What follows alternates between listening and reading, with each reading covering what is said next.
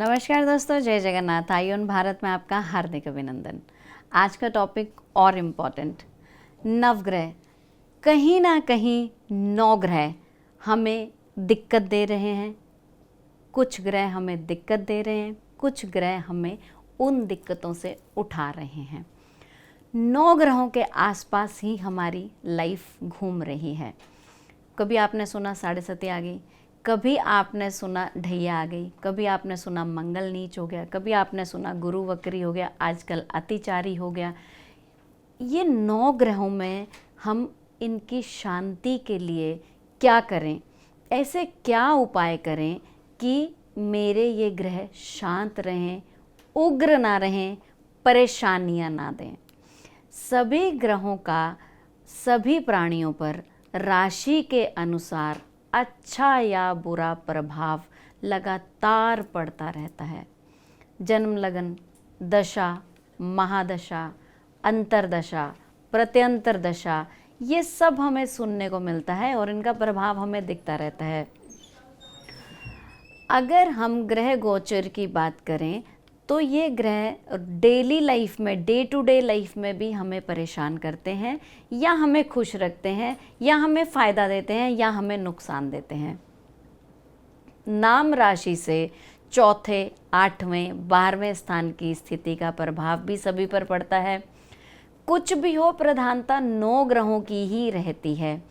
9 ग्रहों के दुष्प्रभाव को शांत करने के लिए यहाँ मैं आपको कुछ उपाय दे रही हूँ और मैं कहूँगी कि आप इसका लाभ ज़रूर उठाएं और आपको असर भी धीरे धीरे समझ आएगा। अपनी लाइफ में कभी भी चमत्कार एक्सपेक्ट मत करें कि मेरी ज़िंदगी में कोई चमत्कार होगा। सबसे पहले बात करते हैं सूर्य भगवान। सूर्य भगवान को प्रसन्न करने के लिए हमें, अगर हम कुछ नहीं कर सकते हैं, हम सुबह नहीं उठ सकते हैं, हम उनको नहीं जल चढ़ा सकते हैं, तो आप आदित्य हृदय स्तोत्र का पाठ ज़रूर कीजिए। पिता की सेवा अवश्य कीजिए। सूर्य को अर्घ देना तो देखिए बहुत अच्छा माना गया है। जल में, तांबे के जल में होगा इनका, जो भी आप अर्घ देंगे, तांबे के लोटे में जल डालेंगे, लाल तिलक डालेंगे, लाल पुष्प डालिए और आप अर्घ दीजिए। सोना, तांबा तथा चीनी, गुड़ का हम दान कर सकते हैं अपने बजट अनुसार। सूर्य की अगर आपको एक्चुअली ही कृपा चाहिए तो सूर्य उदय से 1.5-2 घंटे पहले हमें उठना होगा, और जो उगते सूर्य की लालिमा है उसमें अगर हम मेडिटेट करते हैं, उसमें हम बैठते हैं, उन किरणों का प्रभाव लेते हैं, तो हमारे लिए बहुत अच्छा रहेगा। अगर आप सूर्य का व्रत करते हैं, रविवार इनका दिन है, रविवार का व्रत करते हैं, तो हम नमक नहीं खाते हैं। लेकिन व्रत करने से अच्छा मैं कहूँगी बुज़ुर्गों का सम्मान कीजिए। बुज़ुर्ग आपके घर के कोई परंपरा बताते हैं तो उसे ज़रूर निभाइए। नेक्स्ट बात करते हैं चंद्रमा की। चंद्रमा को प्रसन्न करने के लिए भगवान, चंद्रमा के जो भगवान है शिव, इनसे आप बातचीत कीजिए, इनको प्रसन्न कीजिए। ओम नमो शिवाय का मंत्र बोलते रहिए, जप करते रहिए, और पानी वाला नारियल, सफ़ेद चंदन तथा चांदी का चंद्रमा, बिलपत्र, सफ़ेद कोई मिठाई भगवान शंकर को भोग लगाइए। आपको अगर भगवान शिव और चंद्रमा का आशीर्वाद चाहिए तो सोमवार का व्रत अवश्य करें, सफ़ेद वस्त्र का दान करें, पहाड़ों की यात्रा करें और माँ का आशीर्वाद चरण छूकर लें। अगर हम मंगल की बात करें, मंगल को प्रसन्न करने के लिए हनुमान भगवान का साथ पकड़ लीजिए।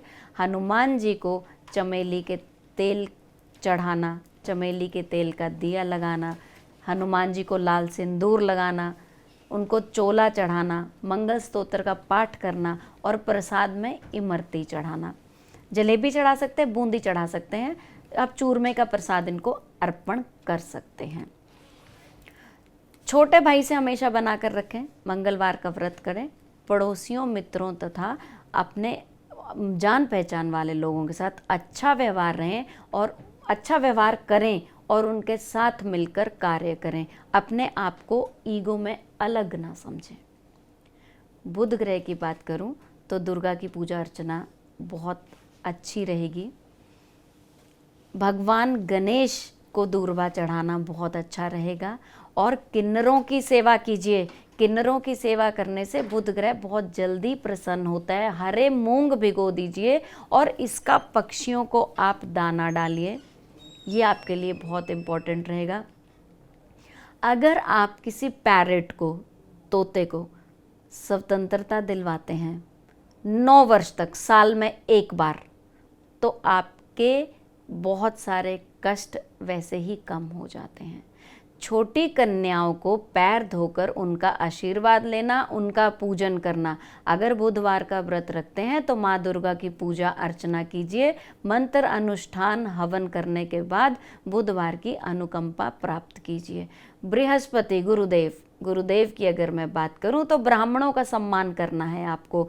जो हम मंदिर में पंडित जी को देखते हैं और हम उनको बोलते हैं, ये हम कुछ भी अपशब्द बोलते हैं। आप ये समझिए, पंडित जी ने जो किया वो उनके कर्म हैं, मैं अपने कर्म क्यों बिगाड़ रहा हूँ। आपने कुछ धन चढ़ाया, कुछ पैसे चढ़ाए और पंडित जी ने भेदभाव कर दिया प्रसाद देने में। बहुत सारे मंदिरों में आजकल ये हो रहा है कि जो 100 रुपये चढ़ा दिया, प्रसाद मिल गया, नहीं चढ़ाया तो नहीं मिला। आप अपनी भावना साफ रखिए। आप उस पंडित को गाली गलौच या अपशब्द नहीं कहेंगे। चने की दाल तथा केसर मंदिर में दान कीजिए। केसर का तिलक लगाइए अपने मस्तिष्क पर, अपने माथे पर केसर का तिलक लगाइए। ज्ञानवर्धक पुस्तकों का आप दान कर सकते हैं योग्य व्यक्तियों को, जहां आपको लगे कि यहाँ इन पुस्तकों का सम्मान होगा। भगवान विष्णु का पूजन, केले का पूजन, और कुछ ना कर पाएँ तो आपके घर जो पंडित जी आते हैं उनको भोजन कराकर आप उनका आशीर्वाद प्राप्त कीजिए। दान करना चाहें तो चने की दाल के साथ आप सोना दान कर सकते हैं। दान आपके बजट अनुसार होगा। शुक्र ग्रह की अनुकंपा प्राप्त करने के लिए आपको, शुक्र ग्रह को जैसे पैसे से जोड़ा गया है, ठीक है। जिन लोगों की रेगुलर इनकम नहीं हो पा रही है, नहीं समझ आ रहा है, कनक धारा स्तोत्र का पाठ अगर आप रोज करते हैं तो आपको असर देखने को मिल जाएगा। शुक्र का सबसे अच्छा उपाय है वस्त्र साफ सुथरे धुले हुए पहनिए, वेल आयर्न्ड।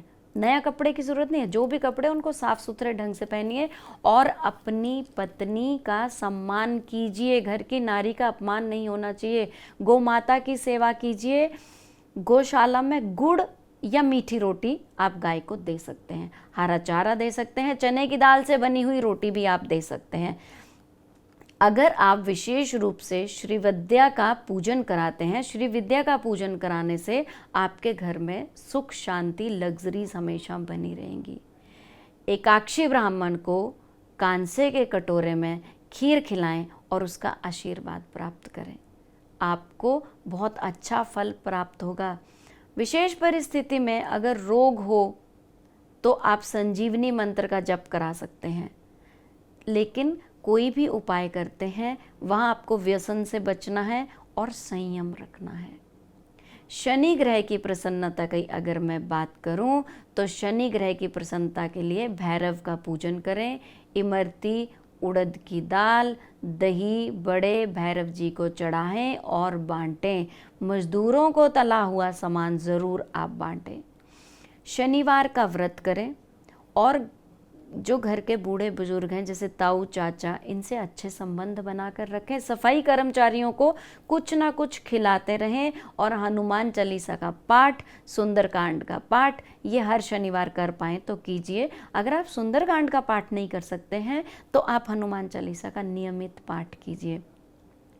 तिल के तेल का शनि पर अभिषेक करें या सरसों के तेल का शनि पर अभिषेक करें। मंदिर आने के बाद दक्षिणा पंडित को ज़रूर दें। राहु की प्रसन्नता के लिए माँ दुर्गा और माँ सरस्वती का पूजन और पाठ हम कर सकते हैं। अगर राहु बहुत ही ज़्यादा परेशान कर रहा है तो एक समय का भोजन रसोई घर में ही करें। हमें पूर्णतया शाकाहारी रहने की ज़रूरत है। किसी भी प्रकार का पुराना बिजली का सामान इकट्ठा ना दें, और बेड बॉक्स में तो बिल्कुल ना भरें। नीले रंग का सामान भी ज़्यादा बेड बॉक्स में ना रखें, और किसी से भी इलेक्ट्रॉनिक्स आइटम्स गिफ्ट ना लें। नाना जी से संबंध बहुत अच्छे बनाकर रखें, दादी का आशीर्वाद हमेशा लें, और अश्लील पुस्तकें पढ़ने से, अश्लील चीज़ें देखने से एकदम दूर रहें, तो राहु वैसे ही खुश हो जाएगा। केतु ग्रह की अगर मैं बात करूं, तो गणेश जी का पूजा अर्चना आप कीजिए। मेडिटेशन में जितना आप जाएंगे, आपने बहुत जगह पे सुना होगा कि पूजा में घंटी मत बजाइए, पूजा में ये मत कीजिए। इसका भावार्थ ये है कि आप मेडिटेशन कीजिए। बच्चों को केले तथा कुत्तों को तेल लगाकर रोटी दीजिए। कुत्तों को कभी चोट ना लाएं, उनको लात ना मारें, उनको दुत्कारें ना।